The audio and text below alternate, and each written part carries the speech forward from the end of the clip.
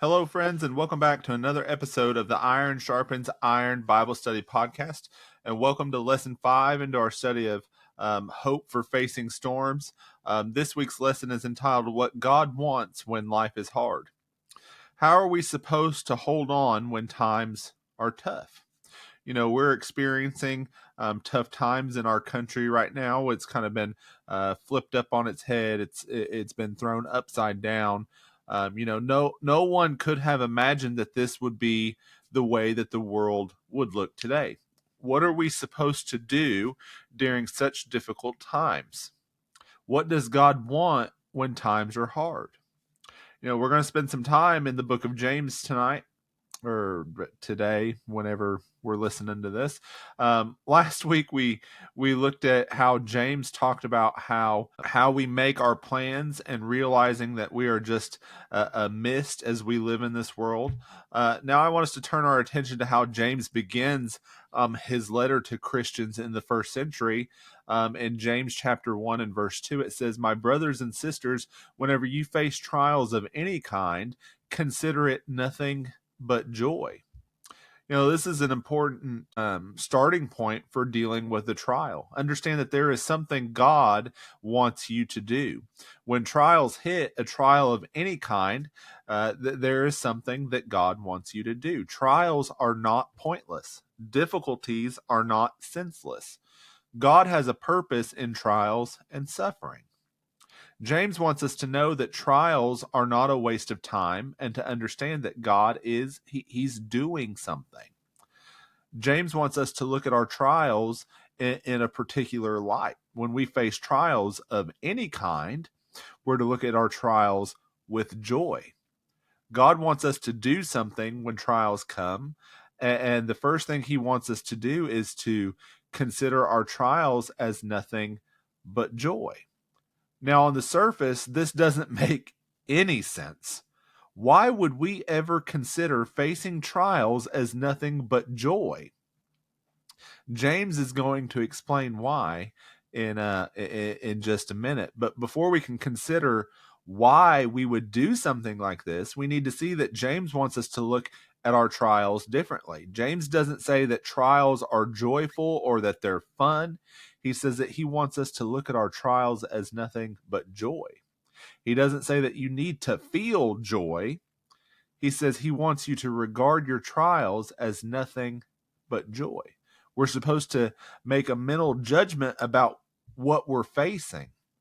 We're going to look at our trial and see that God is doing something in our lives through this difficulty. This is important. It's easy when we're going through hard times to think that no one understands what we're going through and that there is no way our difficulty would have any value for us. James says that he doesn't want us to look at hard times in that sort of light. In verse 3, he says, "Because you know that the testing of your faith produces..." James tells us to look at our trials and hard times as nothing but joy because we know that the testing of our faith produces endurance. This is why we can think about our difficulty differently. James says that there are some things that we need to know. We need to know that in hard times, your faith is being tested. The purpose of trials is to test our faith. Difficulties are given and allowed by God because faith is being tested. This tells us something very important about life, doesn't it? The goal of life is not to find maximum pleasure. Too often we can approach life as if pleasure is the goal. God shows us that that's not the goal. Further, the goal of life is not a pain-free life. Too often we can approach life as if the goal is to avoid painful and unpleasant circumstances. If something is painful, we quickly try to get rid of the pain, but this is not the goal of life. The goal of life is not self-actualization. Life is not about finding yourself, figuring out who you are, and then expressing yourself. Too often we can approach life as finding ourselves and understanding ourselves, but that's not the goal of life either. The goal of life through the testing of our faith is that endurance would be produced. God is doing a work on us through our trials. Our faith is being tested so that endurance will be produced in us. God is proving what we're made of.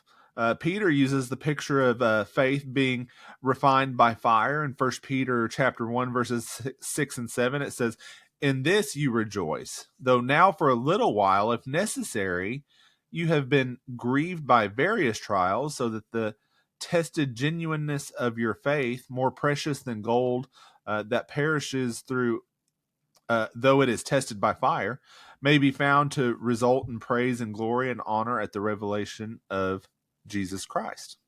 Our faith is being put into the fire for purification and testing. The goal of our testing is to burn off the impurities so that all that is left is endurance.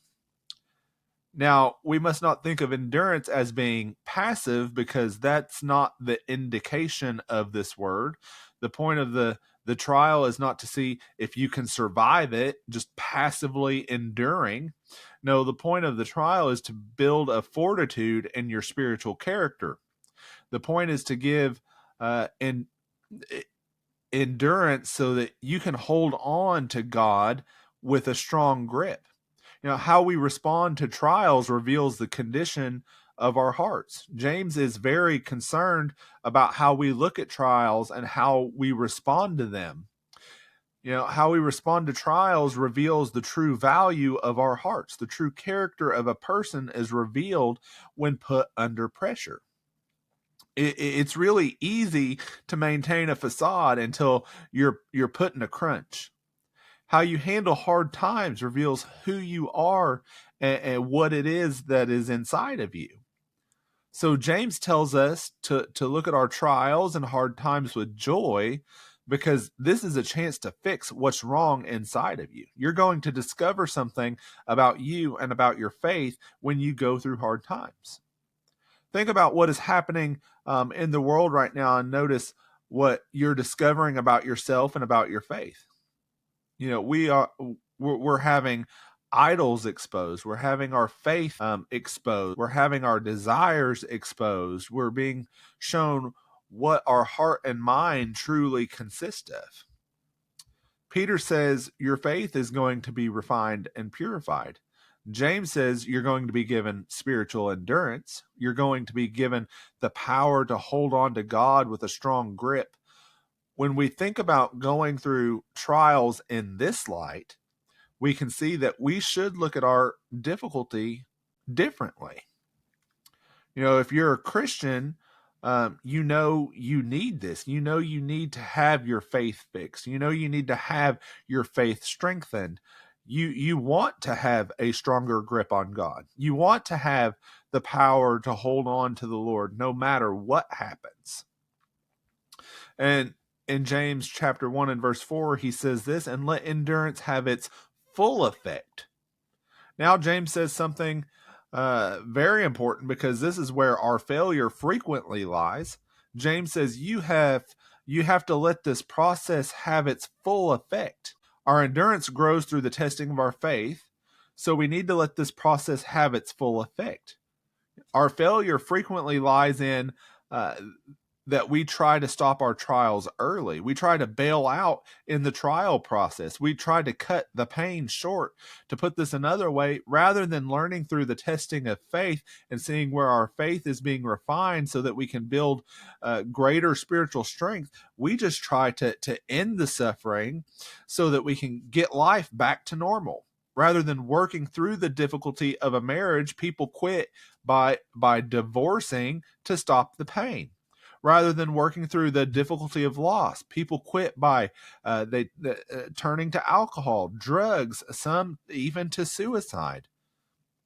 Rather than working through our trials and looking at ourselves and allowing our faith to be strengthened, we look for the exit sign and we try to stop the pain. Even worse, we give up on God, causing the very opposite of what God wanted to accomplish in us. God doesn't want you looking for the easy way out when times are tough. We must stop trying to get rid of the trial that God gave us to teach us. When we do this, we're looking at a trial as pointless, as something that has no value, and therefore it's just got to end as quickly as possible. God gave us something, and we're trying to eliminate it at all costs. That's not what God wants. God wants you to look at yourself and let endurance have its full effect in your life and on your heart and in your mind, so that you can have a stronger grip on God. The end of verse 4 says, so that you may be mature and complete, lacking in nothing. Notice that endurance is not the goal. Maturity is the goal God wants for you through this trial. It's only by not quitting on the process that we'll be made mature and complete, lacking nothing. This is the way we become what God wants us to be. This is the way God makes us spiritually mature. God doesn't fix our faith through prosperity and happiness. God fixes our faith through difficulty, through trial and pain. If we don't let the trial complete its process, then we're not going to be made complete. The worst thing we can do during these times of difficulty is to be the same person after the trial that we were before the trial. You know, it's really tragic to watch a Christian act like the same person, have the same heart, and have the same faith during the trial and at the end of the trial that they had at the start of it. That's not what God wants. That's not supposed to happen. And even worse, sometimes our faith weakens rather than strengthens through a trial. Our character gets worse, and we become uglier through the trial than we were before the trial. How horrible, because what it shows is that we didn't know what James said we know. We know that the testing of our faith produces endurance. So count your trial as nothing but joy. So in our trials, we're turning to God in prayer, asking God to show us what we need exposed and what we need to change. We're not asking God to get rid of the trial, get it over with. We're asking God to get the, or rather, we're not asking God to just end the pain. We're not telling God that this is enough. We're asking God to show us our flaws, expose our weaknesses. God, reveal our character and display the true nature of our faith so that we can let endurance have its full effect on our lives. We need to count our trials as nothing but joy, because God is giving each of us an opportunity to exercise our faith so that it can be purified and so we can strengthen our grip on God. So don't stop the trial. Don't stop letting the trial teach you. Don't stop thinking about the trial differently. And I want to end the lesson by looking at verse 12 of chapter 1 of James. It says, blessed is the one who endures trials, because when he has stood the test, he will receive the crown of life that God has promised to those who love him. If we will endure the trials and stand the test, we will receive the crown of life that has been promised to those of us who love him. God says you have a reward now in trials and a reward in eternity in trials if you will stand the test. So what do you do when there is nothing you can do? This is the essence of a trial. There is nothing you can do. So what do you do when there's nothing you can do? Has God put a trial in your life? What is God showing you about your faith? What is God showing you about your life? What is God trying to teach you? How are you responding to the trial that you've been given? Are we letting this trial produce endurance? Are we allowing the trial to finish its work in our lives so that we can be mature and complete, lacking in nothing? You know, we're given an opportunity to strengthen our grip on God. Are we drawing closer and strengthening our grip on God? Or are we drifting further from God and loosening our grip on God? Consider what God is doing for you through your difficulty. God wants you becoming more mature and complete as you hold on to Him more and more through your trials. That's all that I have for this week's episode. Once again, I want to apologize for not having put one out last week. Last week, I actually got to preach my first sermon in front of our congregation, and I was a little nervous. My nerves were a wreck. I didn't get around to getting an episode put together so that I could put it out on Mondays like I normally do.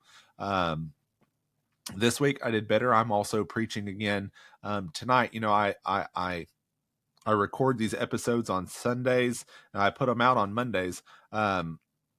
But yeah, I get to preach again tonight, but I'm glad that I was able to get another episode out for the podcast. Once again, if you're still following the podcast, be sure to give it a like, share, and subscribe. And until our next sharpening session, stay steadfast, stay inspired, and may your faith continue to grow sharper each day. And until next Monday, God bless.